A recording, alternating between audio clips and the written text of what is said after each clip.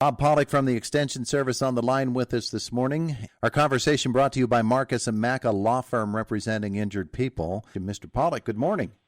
Good morning. Really hot weather this weekend, and I'm trying to get my garden in. When it is this hot, are there things I need to know about gardening for seedings or for putting in plants? Seeding things, it's okay. It's easy to do that.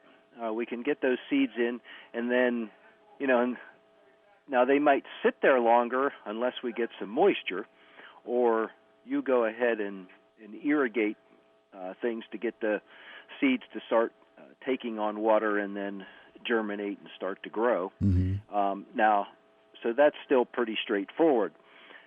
Planting transplants, however, we need to pay a lot more attention to. Okay.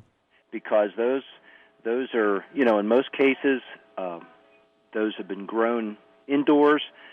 They have been, and also in most cases, they've been conditioned to be outside to a certain extent. But you could get plants that are, have been in the greenhouse and never been outdoors. So those ones, it really would be good to either, we like to harden them off, preferably a little bit before we, just throw them outside, and especially in these warm conditions, because they might wilt pretty quickly. So we need to pay attention to the water. They've got a compact root system, and it's been grown in a cell, in a flat, in cells, and you might be buying 4-packs or 6-packs or, a whole flat of plants. But again, they have that limited root system. So you've got to be mindful of that, and then you're going to probably have to water them because those little root balls will dry out in a hurry. And so when you plant them in dry soil to begin with, it's good to give them a little drink and then pay attention to that every day so that they can survive. Yeah. Because they can die in a hurry on you, and especially if you have fabric, that black fabric. Some people have that on their gardens, or some people use black plastic. Yeah. All of those things will help increase the temperatures. So you can burn things. The black plastic gets pretty hot pretty quickly on a day like we're going to have, yesterday and today and tomorrow. So you have to be thinking about that and not let those plants go without water very long. All right. So, those are things that you have to remember. As to...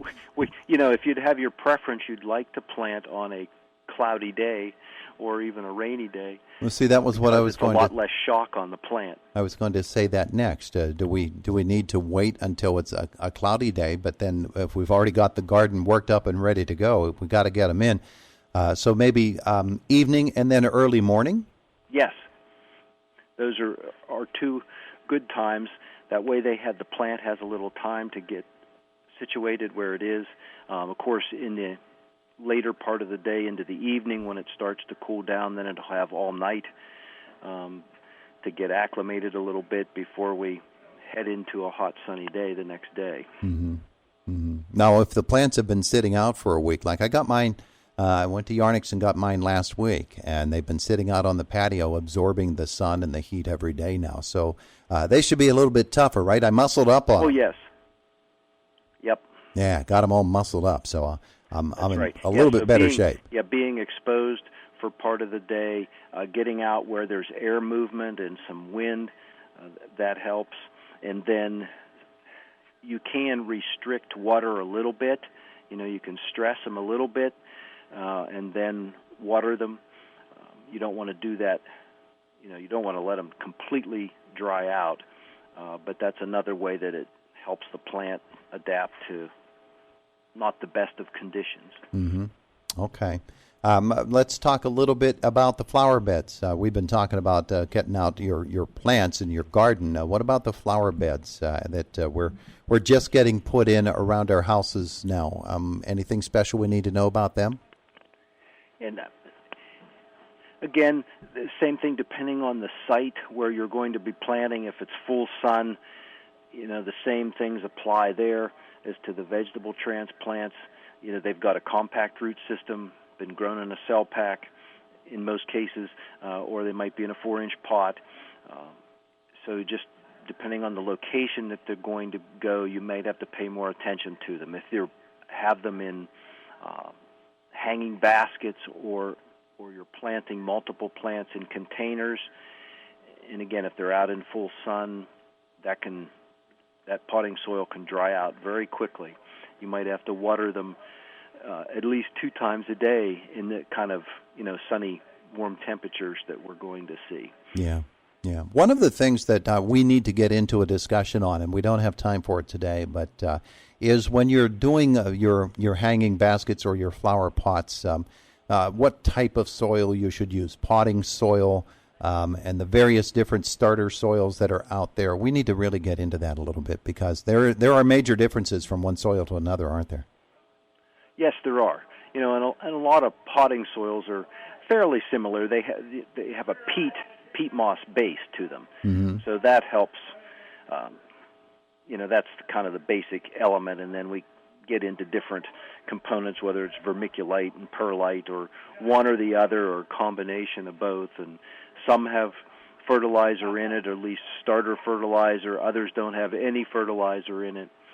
So you really need to look at the bag, read the label, and see what that particular product has.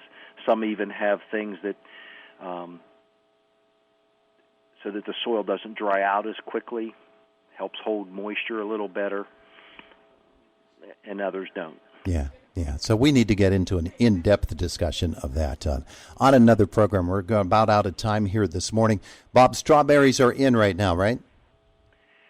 Yes. Soon will be for some places.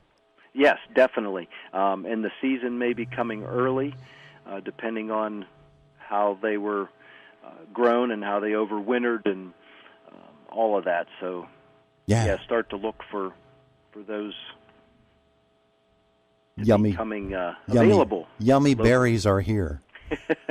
All right, beautiful. Bob, thanks so much for being with us this morning. I appreciate it. You're quite welcome. Thank you.